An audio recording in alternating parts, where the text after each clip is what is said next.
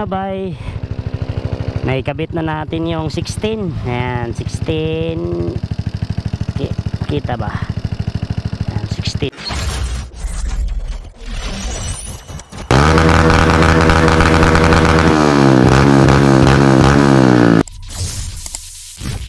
So yun mga bay, natanggalan natin yung 6 holes natin na injectors. Ito po siya. Kawawa talaga yung o-ring mga bay. Pag doon papasok sa iba yung o-ring. So ito po siya, yung 6 holes na injector. Paano ba ito tatanggalin? Ay, kunin mo natin itong sakit.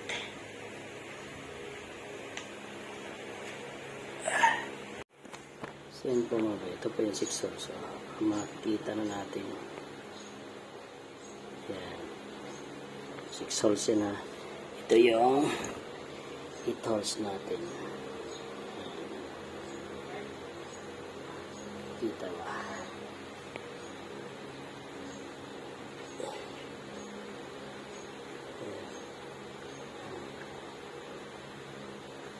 So yan po siya, 8 holes up. So ito yung ilalagay natin. Ito mga bay. Ito po siya.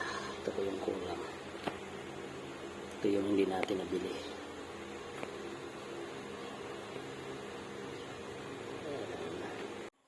So ngayon mga bay, naikabit na natin yung ating tinatawag na 8 holes injectors. Ito po yung 6 holes natin. So na-reset ko na. So hindi ko pa na-on. So pakinggan nyo yung tangke. Malalaman ninyo na na-reset siya. Kasi yung tangke matagal magsuyok ng gasolina.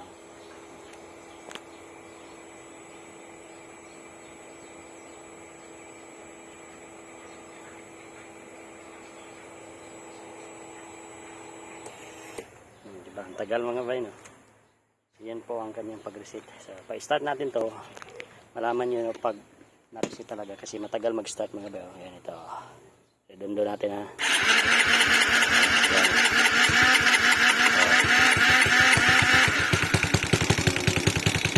Po. So ayan. So yan po ang minor sa ating tinatawag na 8 holes injectors. So nagamit na rin natin yung 8 holes injector natin. So obserbahan natin yan mamaya mga bay. So, ito po ang kanyang minor. Try natin i-revolve yun. Resolve natin. Lalong tumataas yung minor niya. Pero normal na yan mga bay. Kasi 8 holes yung injector niya eh. So yan. So all goods yung minor niya. So sira talaga nito mga bay. Yung spark plug talaga yung sira natin. Kaya mahirap ito yun. May pugak siyang konti pag i-starting mo. Pero ganun mo.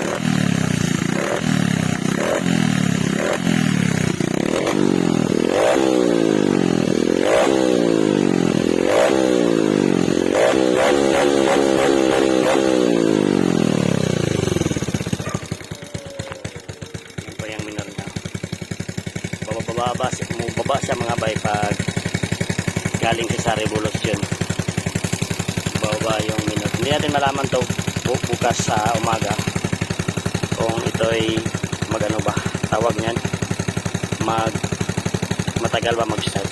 Pero sim naman siguro sa 6 hours kasi pag sa umaga pinataas ko talaga yung throttle dito kasi bababa talaga yung minor niya. Babalik naman siya sa normal. So yan. So susubukan din natin to i-top speed mga bay, pero alam kong parehas lang yung top speed nito. So ang nagdag lang dito sa mga bay is yung gasolina lang niya. Palakas ng kain ng gasolina. Pero obserbaran pa natin yan mga bay ha.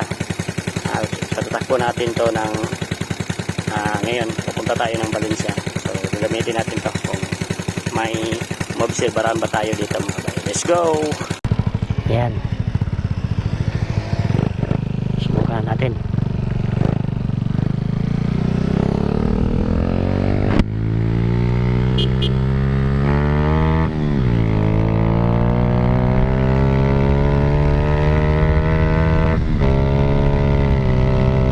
Talaga yung clutch lining niya.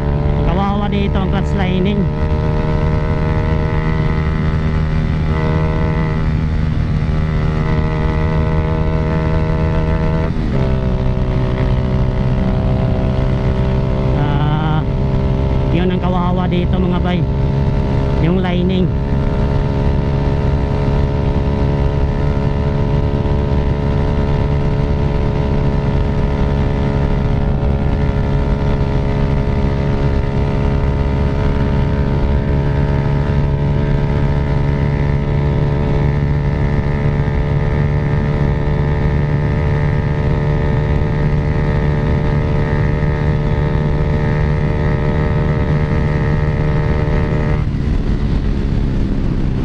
Aabot siya ng 120. Kaso lang madidili na yung lining mga bay. Dahil sa ano siguro niya. Dahil sa ang tawag niyan, mas high speed na siya. So at least susubukan natin yung ano. Yan mga bay, so ngayon nafe-feel ko na yung lakas sa ating 5.7 na naka 8 holes injector tayo at naka 16.34 na sprocket. So pakiramdaman ko muna to mga bay pag may angkas tayo. So i-review rin natin to pag angkas yung partner natin. Pero so far sa akin is goods naman. Nakikita ko naman na wala talagang masasabi sa lakas dahil parang bumigay na talaga yung lakas ng mga bay. Abot pa nga ng 120. Madali lang sa kanya. Hindi tayo full nakadapa ng mga bay. Binidapa ko na lang yun para makikita yung speed. Totally, pag dadapa talaga tayo, hindi rin yun makikita yung speedometer. Kaya yung dapa ko, hindi ko lang sinagad para naman na all goods at hindi siya maano mga bay. So, yan mga bay. So, tapos na natin i-review yung 16 na engine sprocket. I-review. Nagamit pala. So, review na rin, di ba? So, mas ang naramdaman ko dito, kahit makaupo tayo, madali rin mag 110 mga bay. Mag 110.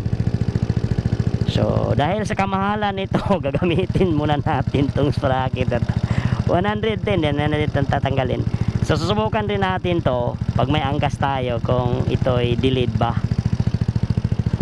So sa akin naramdaman ko, hindi ko lang siguro biglain yung clutch lining natin, yung pag ganun sa throttle, para yung clutch lining hindi siya maano mga bay, hindi siya ma slide ba. So maganda yung ikot nitong 16 natin sa mamahaling presyo. So hindi siya may iba na hindi lumuluwag, tumitigas, yan ba. Ito is patas lang. Patas lang siya. Di gaya sa C50 natin, may matigas, may maluwag. Yun, parang yung 15 yung diferensya. Hindi naman diferensyado dito kasi ito naka-align na to mga bay. Kasi pag ibalik ko tong partner nitong 14, pag ginuhinin ko, same sila. Walang hugot, walang ganyan ba. So yan mga bay. So yan lang mababahagi natin sa 16, kaya rin mag 120. Pero parang pangduluhan lang talaga mga bay. Ang ganda nito is yung third gear is abot ng 100 mga bay. Yung sa 50 natin, yung third gear is nasa 90 lang ata. So dagdag 10. So yung sa dulo lang niya, mas maganda doon is smooth yung ano natin, takbo. Smooth. Hindi siya ano ba? Hindi siya maghanap pa ng cambio, pero i-observe lang natin to. So mamaya malaman natin to pag may angkas tayo mga bay mamayang gabi. So yan na siguro ang ma-share natin sa ating vlog mga bay. So sa susunod na vlog naman tayo magkikita. Bye bye.